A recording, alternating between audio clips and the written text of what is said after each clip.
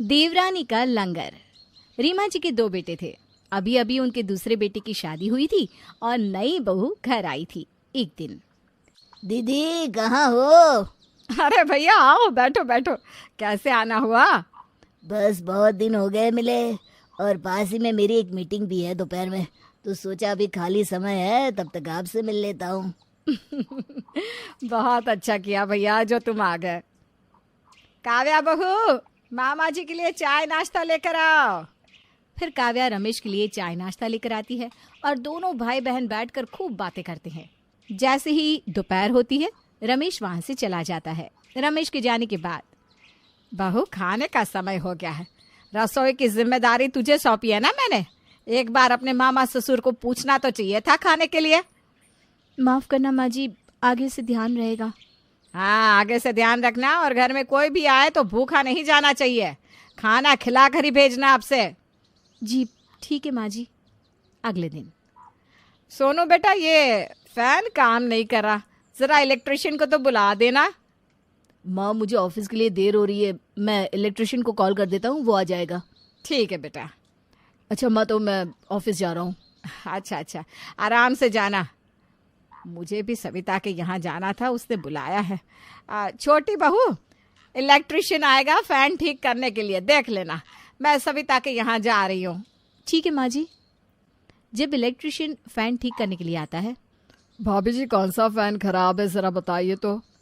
आइए मेरे साथ। ये वाला फैन खराब हुआ है, आप ठीक कर दीजिए, तब तक मैं आपके लिए खाना लगाती हूँ। खाना? हाँ हाँ खाना, आप काम करके आओ, उसके बाद मैं खाना लगा देती हूँ। फिर इलेक्ट्रिशियन फैन बनाकर बाहर जाता है तो बहू डाइनिंग टेबल पर उसके लिए खाना परोस कर रखती है। लीजिए, आप खाना खा लीजिए। मैं इनका कोई रिश्तेदार भी नहीं हूँ, फिर ये क्यों खाना खिला रही है मुझे? अरे आप शर्माइए मत, खाना खाइए। माँ जी कहती है किसी को भी भूखे पेट नहीं भेजना चाहिए घर से। फिर इलेक्ट्रिशियन बैठकर मजे से खाना खाता है। तब तक सास भी वहां आ जाती है और इलेक्ट्रिशियन को खाना खाते देख शॉक्ड हो जाती है। बहू, ये क्या हो रहा है? माँ जी, आपने कहा था ना कि किसी को खाना खिलाए बिना जाने नहीं देना, तो वही मैं भाई साहब को खाना खिला रही थी। तभी सास बहू की इस हरकत से सर पर हाथ रखकर वहां से चली जाती है। शायद माँ जी के सर में दर्द हो गया होगा। भाई साहब, और खाना दूं क्या आपको? नहीं नहीं बहन जी, बहुत इतना मजा आ गया। और वो खाना खाकर वहां से चला जाता है। इलेक्ट्रिशियन को खाना खिलाकर हो गया हो तो और भी काम कर लो देवरानी जी। जी जी। तभी बहू को एक कॉल आता है। हाँ जी, जी ठीक है, हाँ हाँ मैं दे दूंगी। किसका फोन था? सोनू जी ने फ़ोन किया था दीदी, वो उनके ऑफिस से किसी को भेज रहे हैं फाइल लेने के लिए। अच्छा अच्छा। कुछ देर बाद डोरबेल बजती है। आइए आइए आइए। भाभी जी आप जल्दी से फाइल दे दीजिए, मुझे जाना है। हाँ हाँ, आपके लिए खाना लगा दिया है, आप खा लीजिए, फाइल तैयार है। खाना? हाँ खाना, आइए। फिर सोनू के ऑफिस का एम्प्लॉय मज़े से बैठकर खाना खाता है। ये आज राजन यहाँ खाना क्यों खा रहा है? शायद भूख लगी होगी तो देवर जी ने कहा होगा इसे खाना खिलाने के लिए। कोई ना। वहीं राजन की फाइल ले जाने के बाद, आज राजन यहाँ क्यों खाना खा रहा था? देवर जी ने कहा था क्या? नहीं, माँ जी ने कहा था कि जो भी आए किसी को खाना खाए बिना जाने मत देना। ये माँ जी भी अजीबोगरीब हरकत कर रही हैं। खैर मुझे क्या, मैं बोलूँगी तो बुरी बनूंगी। चुप रहूं वही ठीक है। फिर जेठानी अपने काम में लग जाती है। अगले दिन, मैम साहब आप सब्जी ले लो, ताजी सब्जी लाया हूँ। बहू देख, दरवाजे पर सब्जी वाला आया है, सब्जी लेकर आ। मेरे पैरों में दर्द हो रहा है, इसलिए थोड़ा आराम कर लेती हूँ। आप बेफिक्र रहो माँ जी, मैं अच्छी सब्जी लूँगी देख देख कर। फिर बहू सब्जी वाले से सब्जी लेने जाती है। भाई साहब आइए, खाना खा लीजिए। लेकिन मैं तो सब्जी बेचने आया हूँ। हाँ तो आप खाना खा लीजिए, फिर मैं सब्जी लेती हूँ ना। और वो सब्जी वाले को खाना खिलाती है। और कुछ दूँ क्या भाई साहब? 2 पूरी और थोड़ी सी सब्जी भी दे दो। ये लीजिए, मज़े से खाइए। हाँ थोड़ा और दाल चावल मिलेगा? हाँ हाँ, ये लो, ये भी लो। फिर सब्जी वाला मज़े से खा के डकार मारता है। अब तो मजा ही आ गया भाभी जी। अब जल्दी से सब्जी दे दो। लो ये हो गए आपके कुल 400 रुपए। कुछ कम नहीं भैया? 399 दे दो फिर, और क्या। शुक्रिया भैया। आज बहुत ज्यादा समय नहीं लगा तुझे सब्जी लेने में। सब्जी वाले को खाना जो खिला रही थी महारानी। हाँ तो क्या हुआ? पता है उसने मुझे खाने के बदले डिस्काउंट भी दिया। 400 की सब्जी 399 में दे दी। वाह, पूरे 1 रुपए का डिस्काउंट। उससे ज्यादा का तो खाना ही हो गया। अरे सुधर जा बहू, सुधर जा। जिठानी और सास वहां से चली जाती हैं। मुझे क्या हुआ जो सुधरूं? पक्का माँ जी जिठानी जी को कह रही होंगी। वो मुझे इतना लेक्चर देती है ना, इसलिए। अब ये बहू का रोज का हो गया था। रोजाना किसी न किसी को घर में लाती और खाना खिलाती। ऐसे ही एक दिन रोड पर 3 भिखारी जा रहे थे। आज भी लगता है बिस्कुट पानी से काम चलाना होगा। मुझे भी यही लगता है। तभी बहू बाजार से लौट रही थी। आप लोगों को भूख लगी है क्या? हाँ बहुत जोर की। अरे तो फिर आप मेरे साथ मेरे घर चलिए। फिर बहू तीनों भिखारियों को घर ले आती है और उन्हें खाना परोसकर खिलाती है। अब ये क्या नया तमाशा है? अरे खाना खिला रही हूँ भूखों को, देख नहीं रही आप दीदी? जेठानी देखती है कि वो तीनों भिखारी जानवरों की तरह खाना खा रहे हैं। जमीन पर सब जगह जूठन फैला रखी है। तुम ऐसे नहीं मानोगी। माँ जी कहाँ हो आप? जल्दी आओ। अरे क्या हुआ बहू, क्यों चिल्ला रही है ऐसे? देखो तो आपकी लाडली बहू ने घर में लंगर लगा दिया है। जो कोई आता है सबको परोस परोस कर खिला रही है। बहू क्या है ये सब? माँ जी आप ही ने तो कहा था ना, घर में जो आए सबको खाना खिलाना चाहिए और भूखे को तो खाना देना ही चाहिए ना माँ जी।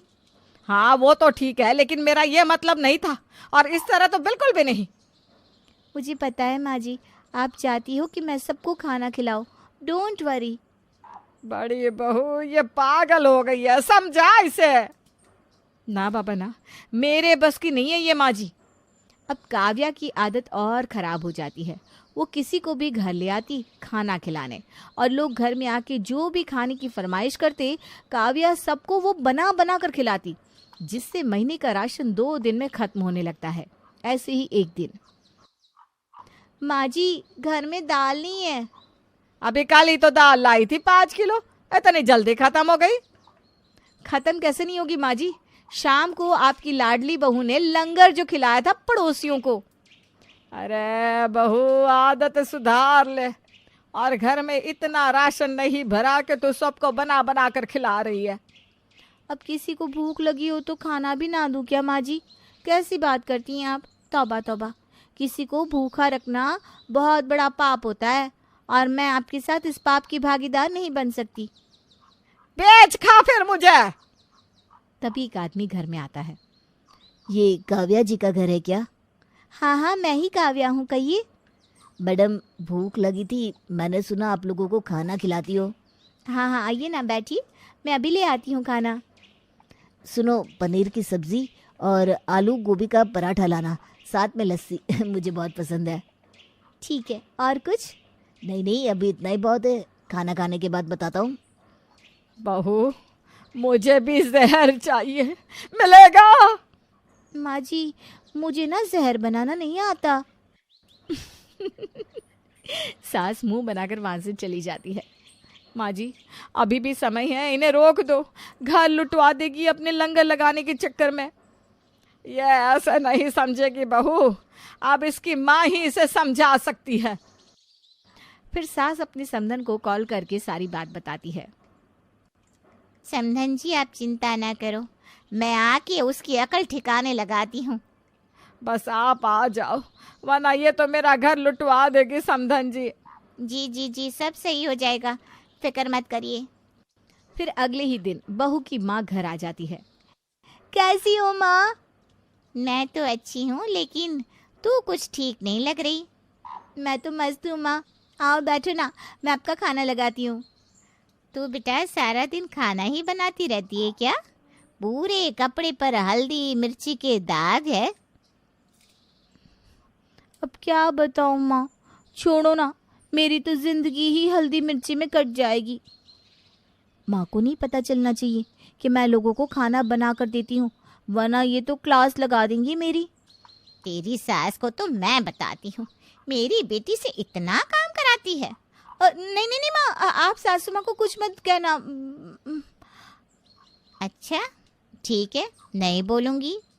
वहीं माँ कुछ दिन अपनी बेटी के घर ही रहती है और वो सब पर नजर रखती है कि रोजाना उनके घर में खाने वाले लोगों की भीड़ लगी रहती है। इसका तो एक ही सल्यूशन है। जिसके बाद भावना जी घर के बाहर एक छोटा सा बोर्ड लगा देती है और उस पर सब्जी और खाने के सामान के रेट डबल करके लिख देती है, जो देखकर लोग बाहर से ही भाग जाते हैं। और अब बहू की तारीफ की जगह लोगों में बेइज्जती होने लगती है, जिसके बाद बहू की अकल ठिकाने आ जाती है। माँ जी माफ़ कर दो, आप मुझे सामने से भी आके कह सकती थी ना कि बहू ऐसा मत कर, किसी को भी खाना मत खिला। देखो ना लोगों में मेरी कितनी बेइज्जती हो गई कि फ्री का खाना बांटकर मैंने पब्लिसिटी की और अब पैसे ले रही हूँ। तू माने तब तो। वैसे ये मेरा नहीं, तेरी माँ का आइडिया था। माँ आप जिसके बाद बहू अपनी माँ और सास दोनों से माफी मांगती है और फिर लोगों को बेफिजुल में खाना खिलाना बंद कर देती है।